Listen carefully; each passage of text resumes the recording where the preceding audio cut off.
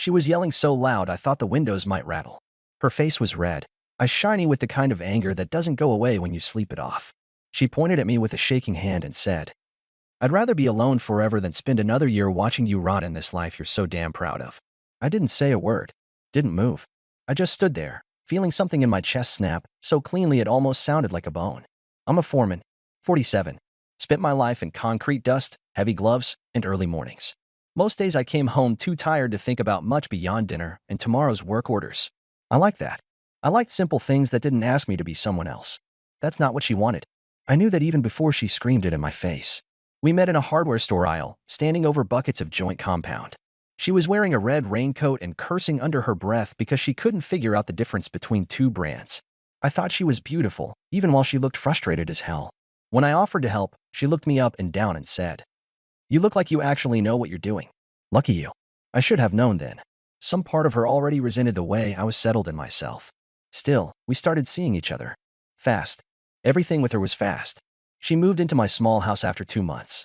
Started rearranging cabinets, buying throw pillows, hanging pictures on walls I never cared to decorate. I didn't mind. Her energy made me feel like life was bigger than I'd let it be. For a while, it worked. We fought, sure, but it felt alive. She teased me for being boring. I'd tell her she was dramatic. Then we'd end up tangled on the couch, her laughter muffled in my shoulder. Those days are hard to remember now, because of how ugly everything got later. The first cracks were small. I'd come home late, and she'd be on the couch with her phone, not even glancing up. "Dinner's cold," she'd say flat. "I'll heat it," I'd answer. She'd shrug, scrolling, like it didn't matter if I ate or not.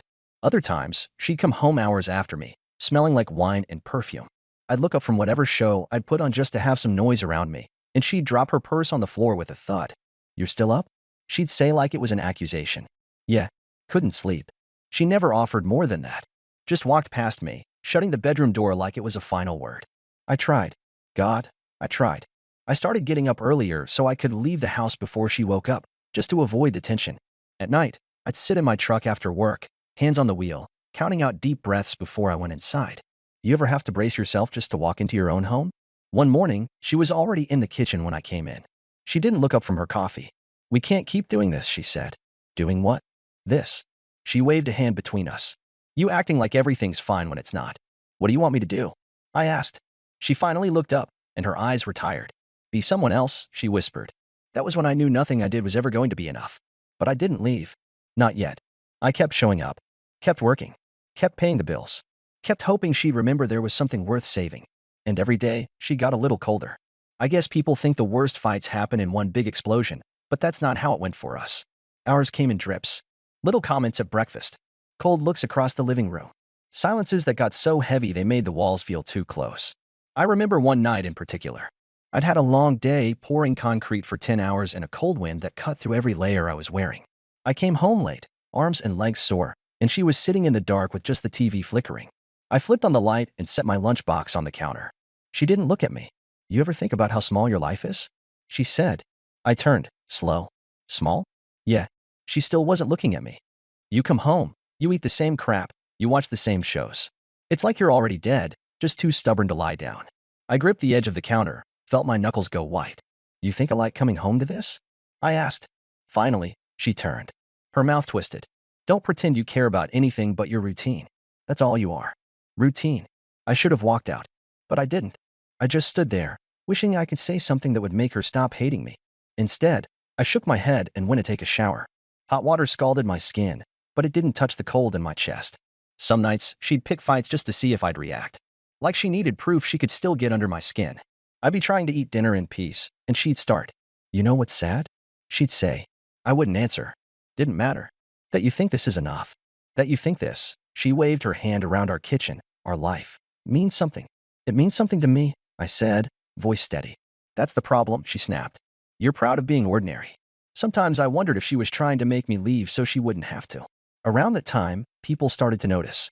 My brother called late one evening while I was sitting in the truck outside the house, not ready to go in. "You two okay?" he asked. I closed my eyes. "No." Silence. "You need a place to crash?" he offered. Not yet. He didn't push. Just said, "You call me before it gets worse." Mick from work started asking questions, too. We were loading rebar into a truck, and he looked over, wiping sweat off his forehead. "You look like hell, man." Thanks, I said, trying to keep it light. You want to talk about it? No. Fair enough. But he clapped my shoulder before he walked away. That small gesture stuck with me longer than any of her words did. One night, she came home late. I was sitting in the dark kitchen with the radio playing low, eating reheated stew. She walked in, flicked on the overhead light, and squinted at me like she was surprised I was still there. You waiting up? She asked. No, I set my spoon down. Just eating. You look pathetic, sitting here alone. That time, something in me flared up. I stood, pushed the chair back so it scraped loud against the tile. Then don't look at me, I said. Her eyes widened a little, surprised I had raised my voice. Finally growing a spine? She sneered. Maybe, I said. Or maybe I'm just tired of pretending you're better than me. She stared at me a second, like she was trying to decide whether to keep going. But instead of saying anything else, she walked away, her footsteps echoing down the hall. I didn't follow her. Didn't apologize. Didn't feel guilty. I just sat back down and finished my meal. I started sleeping on the couch more often. Sometimes she'd pass me on her way to the bathroom in the morning and give me a look that was almost pity. Other times, she didn't look at me at all. You ever share a house with someone and feel more alone than you did when you lived by yourself? About a month before the end, Lena, her friend, called me. She never called me before. It was late, and I almost didn't pick up. I know this is awkward, she started, voice soft. But I can't watch this anymore. Watch what? The way she talks about you. The way she trailed off, like she was choosing her words carefully. She's not fair to you. I rubbed a hand over my face. I know. You deserve better, she said. That's not my life, I muttered. She was quiet for a second. Maybe it should be. After we hung up, I sat there a long time, phone heavy in my hand. It was the first time someone had said out loud what I'd been thinking for months. But even then, I didn't leave. I still thought maybe if I was patient enough, it would come back around. That's the stupidest thing about hope. It sticks to you long after it stopped making sense. The nights started to blend together. I'd come home late on purpose, hoping she'd already be asleep so I wouldn't have to hear what a disappointment I was. Most evenings, she wasn't in bed when I got there. She'd be sitting in the living room with the lights off, phone glowing in her hand, looking for all the world like she was waiting for someone better to show up. One night, I walked in, boots caked in dry mud, and she didn't even glance up. Where you been? She asked, voice flat. Working. She snorted, still tapping her screen. That's all you ever do. Work. Like it makes you worth something. I set my lunchbox on the counter, slow. It puts a roof over your head, I said. She finally looked up then, her eyes cold. You think that's enough? You think I'm supposed to be grateful that you can swing a hammer and pay the bills? I think you used to be, I said, quieter than I meant. Her jaw clenched. Maybe I was young and stupid. I didn't answer. There was nothing left to say that hadn't been said 100 times in 100 small, tired fights. I went to shower, hands shaking from more than just exhaustion. She started going out more. At first, she offered excuses. Dinner with a friend. A work meeting. Then she stopped bothering. I'd come home to see her car gone and the house dark. I'd eat whatever I could find in the fridge, wash my plate, and sit in the quiet. You ever sit in your own kitchen and feel like a guest? Around that time, my brother called again. You okay? He asked, voice low. Yeah. I didn't sound convincing, even to myself. You sure? You don't have to be tough with me. I swallowed. She's not happy, and I don't think I can make her anymore. You think she wants you to try? I didn't answer, because we both knew the truth. I'm here, he said finally. Whenever you're ready to be done. A few days later, she came home late, hair damp from the drizzle outside. I was sitting at the table, papers spread out, bills, invoices, receipts from the supply store. She kicked off her shoes and stood there, watching me. You look pathetic, she said. I looked up. Thanks. She crossed her arms. You really think this is life? Just scraping by, working yourself into the ground, eating leftover stew in a house that smells like mildew? I think it's honest, I said. You would, she spat. Her phone buzzed, and she glanced at it, her mouth twitching into something that almost looked like a smile. Then she walked past me, leaving me alone with the sound of the rain tapping the windows. That was the first time I almost packed a bag. Almost. Instead, I slept on the couch again. Woke up before dawn, made coffee, went to work. I told myself I was staying because I still loved her. But the truth was, I was staying because I didn't know what else to do. One morning, I was hauling lumber off a flatbed when my phone buzzed. It was Lena. Can I call? I didn't reply right away. Waited until my break, sitting on the tailgate of the truck. I called her back. I'm sorry if this is crossing a line, she started. Just say it. She sighed. She talks about you like you're a burden. Like you're nothing. I closed my eyes. I know. No, you don't, she said, voice shaking a little. You don't know how bad it is. How she laughs about you behind your back. How she tells people you're too simple to ever leave her. I felt something in my stomach drop. Not pain. not anger. Just cold certainty. Thank you for telling me, I said. You deserve better, she whispered. I hung up and sat there a long time, watching sawdust blow across the yard. That night, she came home late again. I didn't ask where she'd been, didn't even look up when she walked past me, and that was the first time she looked uneasy, like she realized I wasn't playing my part anymore. The next morning, my brother showed up unannounced. He knocked, then stepped inside without waiting. Jesus, he muttered, looking around. This place feels like a tomb. Yeah, I said. He sat down across from me. You ready to be done? I stared at the table at the scratches in the old wood. Almost. You know you can stay with me. I'm not leaving my house, I said. Then kick her out. I looked up. His eyes were steady. You built this place, he said. You worked every damn day to pay for it.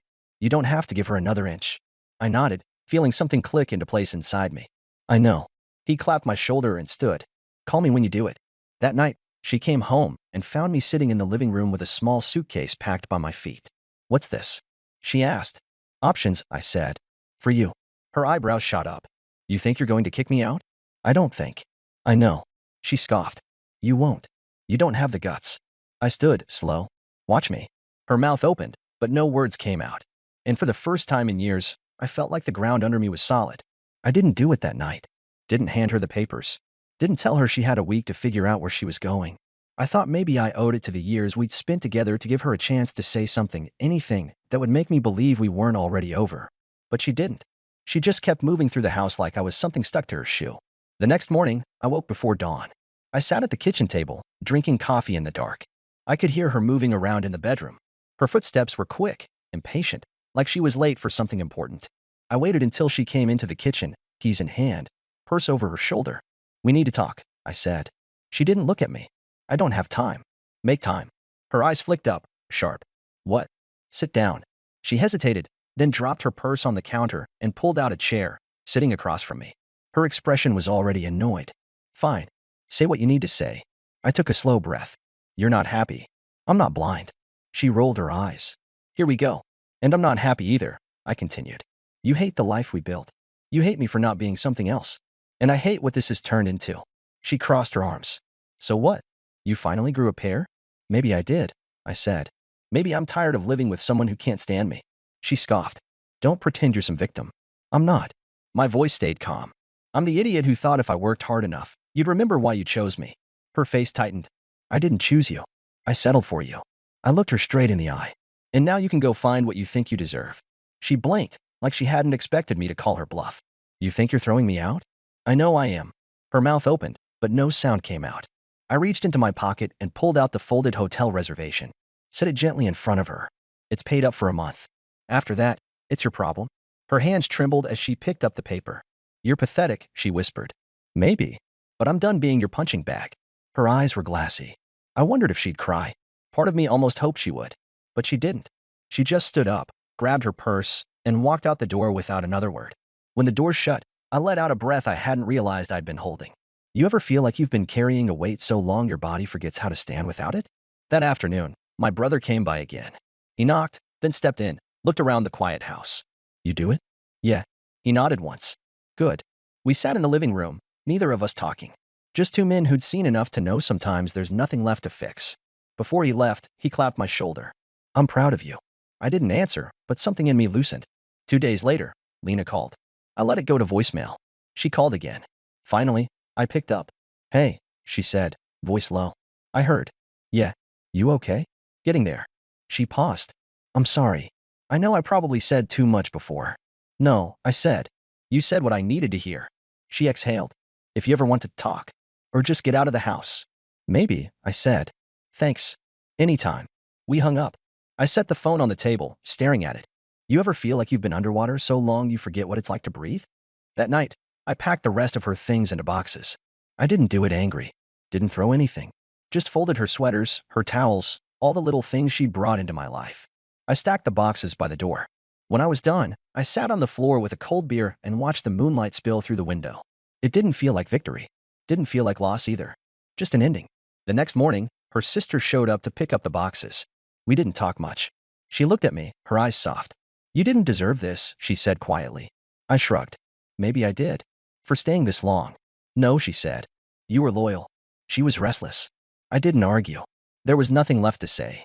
She left, and I stood in the doorway, watching her car disappear down the road. That evening, I finally called Lena back. You free? I asked. Yeah, she said. Do you want to come over? Just sit and talk? I think I'd like that. I didn't know what it meant. Didn't know if it was anything more than two people who'd seen too much of someone else's wreckage. But when I pulled into her driveway and she opened the door, I felt something I hadn't felt in a long time. Warmth. She didn't hug me. Didn't say anything profound. Just stepped aside so I could walk in. And that was enough. Lena's place was small, warm, the opposite of what my house had turned into. When I stepped inside, I smelled something cooking, onions, maybe garlic, and it hit me how long it had been since a kitchen felt welcoming. She motioned to the couch. Sit. I'll get you something to drink. I eased down, my shoulders stiff. There was a soft throw blanket over the armrest. A stack of books on the coffee table. Pictures of her family lined up on a shelf. Nothing fancy, but it felt lived in. She came back with a beer for me and a glass of wine for herself. Handed me the bottle without comment, just a look that said she wasn't going to make this harder than it had to be. We sat there a minute in the quiet. You don't have to talk, she said finally. But if you want to, I'll listen. I took a sip, felt the tension in my chest loosen by an inch. I don't even know where to start. She nodded like she understood. Try the middle. I huffed a tired laugh. The middle was the worst part. That was when I still thought it could get better. That's always the worst part, she said softly. I looked at her. You knew, didn't you? Most people did, she admitted. She wasn't quiet about how she felt. About you. Her voice went smaller. I told her more than once she was being cruel. I swallowed. I thought maybe it would hurt to hear, but it didn't. Not anymore. Thank you, I said. For what? For not pretending it was fine. Her eyes looked sad, but not pitying.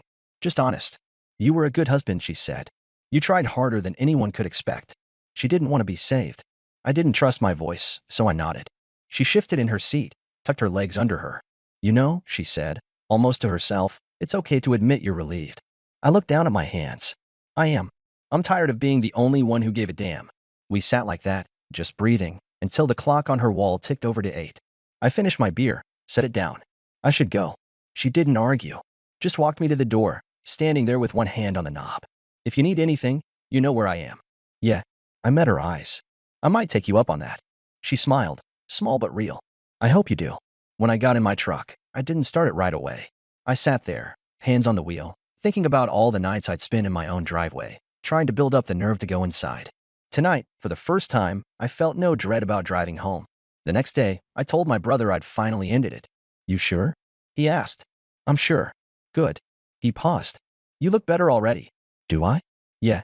Like you're done carrying her on your back. That weekend, I spent a day cleaning the house top to bottom.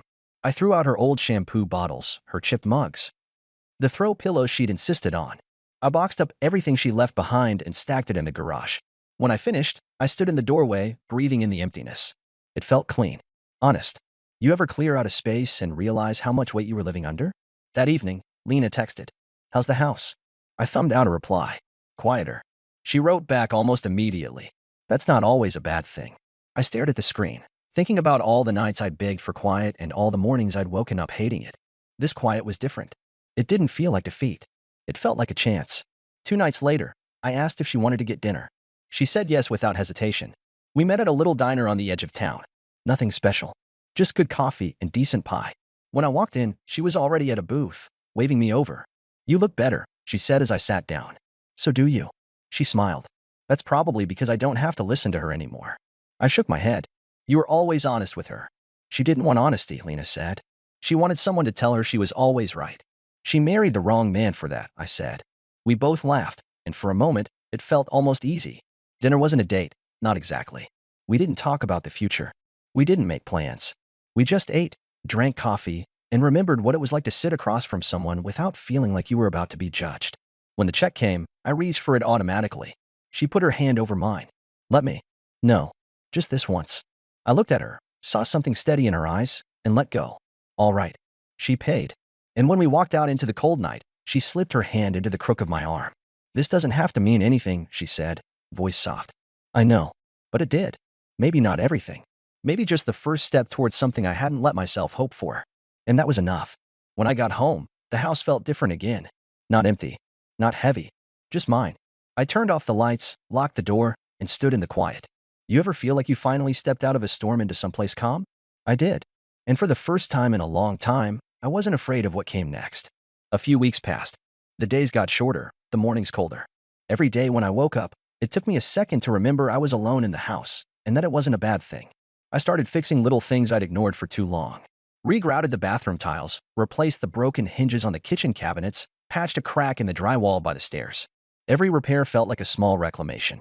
Like I was telling the house it was mine again, without her voice echoing through it. One Saturday morning, I was hauling scrap wood into the back of my truck when my brother pulled up at the curb. He got out, hands stuffed in his jacket pockets. "You busy?" he asked. "Always," I said. "But it's the good kind." He looked around, nodding. "Looks better here without her stuff everywhere. Feels better, too." He leaned against the fender. "You see her?" "No." "Think you will?" I thought about that. "Maybe. But I don't feel like I owe her anything now." He cracked a tired smile. "Good. That's how you know you're moving on." He didn't stay long. Just long enough to help me load the last boards, clap my shoulder, and remind me I wasn't doing this alone, even if it felt that way sometimes. That night, I sat on the couch with the lamp on low. I thought about everything we'd been through. All the times I tried to be enough. All the times she made sure I knew I wasn't. I didn't feel angry anymore. Didn't feel sorry for myself. Mostly, I felt neutral. You ever get so far past caring that you just feel clean? That's what it was like. A couple of days later, Lena texted, "You want to grab dinner again?" I read the message twice. I'd been waiting for the old guilt to show up, like seeing her was a betrayal of something. But nothing came. I typed back, "Yeah, I like that." We met at the same little diner. This time, I got there first. When she walked in, she looked tired but softer around the edges. "Busy week?"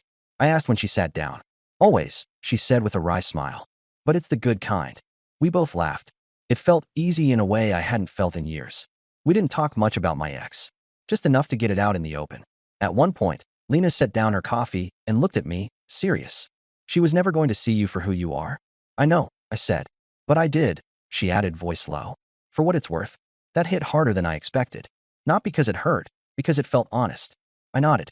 "Thank you." She didn't say anything else. She didn't have to. A week later, her sister texted me out of nowhere.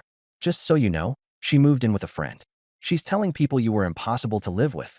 I read it twice, waiting for the old anger to rise. But all I felt was tired amusement. I typed back, "Let her say what she wants. I'm done." No reply came, and I didn't care.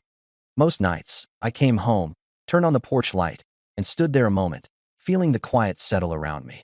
No more fights. No more small humiliations. No more pretending. I didn't realize how much noise we'd lived in until it was gone. A few weeks later, Lena stopped by after work. I was in the garage, sorting my tools. "Hey," she said from the doorway. "Hey." She stepped inside, looked around at the shelves, the labeled bins, the neat rows of wrenches and nails. "This place looks like your brain," she said. "That a compliment?" She smiled.